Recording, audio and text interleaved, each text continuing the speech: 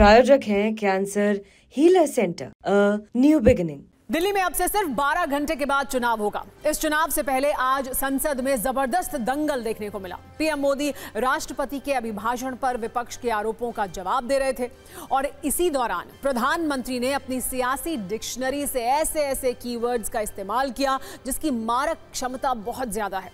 आज पीएम ने राहुल गांधी और अरविंद केजरीवाल पर कौन कौन से कटाक्ष किए वो देखिएगा, लेकिन पहले पीएम के कीवर्ड्स देखिए जिनमें शामिल है jacuzzi, bath tub, Sheesh Mahal, जेब में संविधान, फोटो सेशन, तुष्टीकरण बनाम संतुष्टीकरण, यूरिया और लाठी। दिल्ली में चुनाव से पहले संसद वाले दंगल की इस कुंजी में भ्रष्टाचार के नल और शीश महल वाले आरोप हैं। पीएम मोदी का केजरीवाल पर प्रहार भी है और राहुल गांधी को चुन चुनकर जवाब भी है। आपको याद होगा कल संसद में राहुल गांधी ने हाथ में संविधान की पुस्तक लेकर संविधान की बात की थी। संविधान के बहाने मोदी सरकार पर आरोपों की बौछार की थी। आज पीएम मोदी ने राहुल गांधी को संविधान और जातिगत जनगणना वाले मुद्दे पर भी जवाब दिया।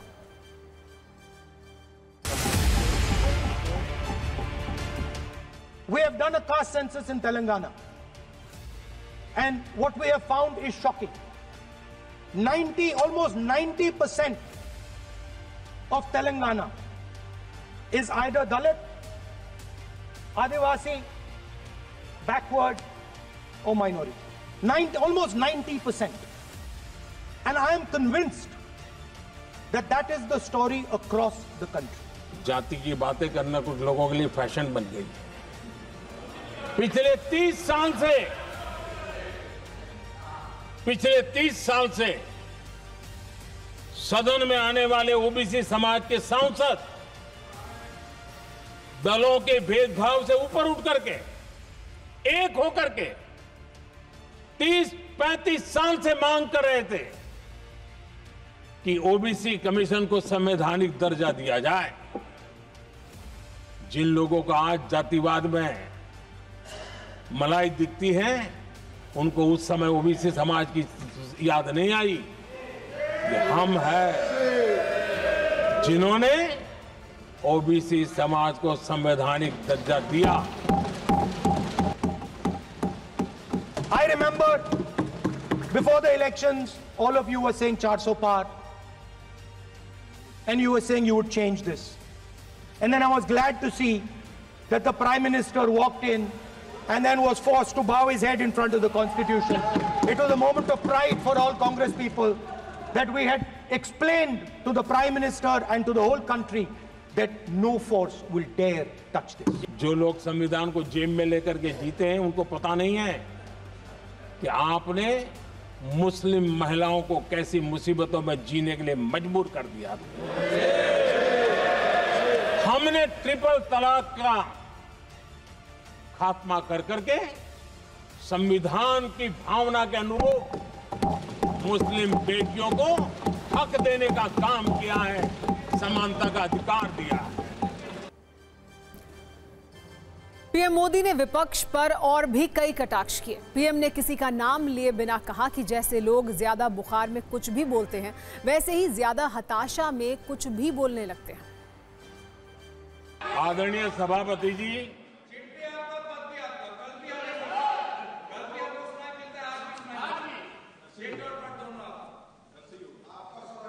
जब ज्यादा बुखार चढ़ जाता है तब लोग कुछ भी बोलते हैं, लेकिन इसके साथ साथ ज्यादा हताशा निराशा फैल जाती है तब भी बहुत कुछ बोलते हैं। कल राहुल गांधी ने अपने भाषण में चीन और अमेरिका का जिक्र कर विदेश नीति पर सवाल उठाए थे, जिस पर भी आज पीएम मोदी ने जोरदार जवाब दिया। अपने भाषण में राहुल गांधी का नाम लिए बिना पीएम ने कहा कि कुछ लोगों को लगता है कि वो विदेश नीति पर कुछ भी बोल सकते हैं। प्रधानमंत्री नरेंद्र मोदी ने इस पर जवाब दिया क्योंकि कल राहुल गांधी ने जब ये बात कही थी तो उन्होंने कहा था कि विदेश मंत्री को अमेरिका भेजा गया, लेकिन अब पीएम ने इस पर जवाब दिया है। इस बीच संसद में प्रधानमंत्री मोदी और राहुल गांधी के बीच जोरदार टक्कर के साथ साथ पीएम के दिल्ली सरकार पर लगाए गए आरोपों की चर्चा भी खूब हो रही है। पीएम मोदी के हमले के कीवर्ड्स जकूजी, बाथटब, नल, भ्रष्टाचार का शीश महल रहा। सुनिए पीएम मोदी ने दिल्ली सरकार पर और क्या कुछ कहा। आजकल मीडिया में ज्यादा ही चर्चा हो रही है, सोशल मीडिया में और अधिक हो रही है। कुछ नेताओं का फोकस घरों में जकूजी पर, स्टाइलिश शावर्स पर, लेकिन हमारा फोकस तो हर घर जल पहुंचाने पर है।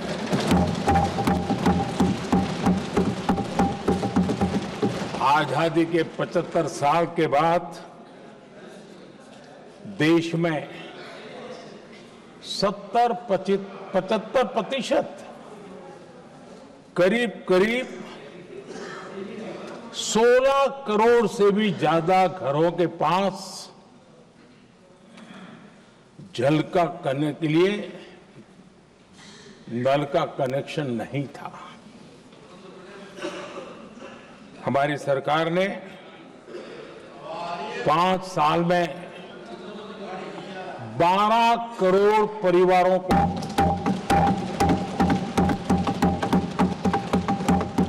घरों में नल से जल देने का काम किया है और काम तेजी से आगे भी बढ़ रहा है। Our foreign policy would take into account this revolution. When we talk to the United States, we would not send our foreign minister to invite our prime minister to his coronation. We would not send him 3 or 4 times, please invite our prime minister. Because if we had a production system and if we were working on these technologies, the American president would come here and invite the prime minister. So it is important to understand where कुछ लोगों को लगता है जब तक foreign policy नहीं बोलते तब तक वो मैच्योर नहीं लगते, इसलिए उनको लगता है फॉरेन पॉलिसी तो बोलना चाहिए फिर भले ही देश का नुकसान हो जाए। मैं ऐसे लोगों को जरा कहना चाहता हूं, अगर उन्हें सच में फॉरेन पॉलिसी सब्जेक्ट में रुचि है और फॉरेन पॉलिसी को समझना है, तो मैं ऐसे लोगों को कहूंगा एक किताब जरूर पढ़ें।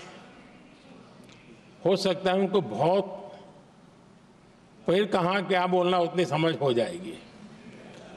वो किताब का नाम है JFK's फॉरगॉटन क्राइसिस। इस किताब में भारत के पहले प्रधानमंत्री और वो विदेश नीति को भी नेतृत्व करते थे, इस किताब में पंडित नेहरू और अमेरिका के तब के राष्ट्रपति जॉन एफ कैनेडी के बीच हुई चर्चाओं और निर्णयों का भी विस्तार से वर्णन है। जब देश ढेर सारी चुनौतियों का सामना कर रहा था, तब विदेश नीति के नाम पर क्या खेल हो रहा था, उस किताब के माध्यम से सामने आ रहा है।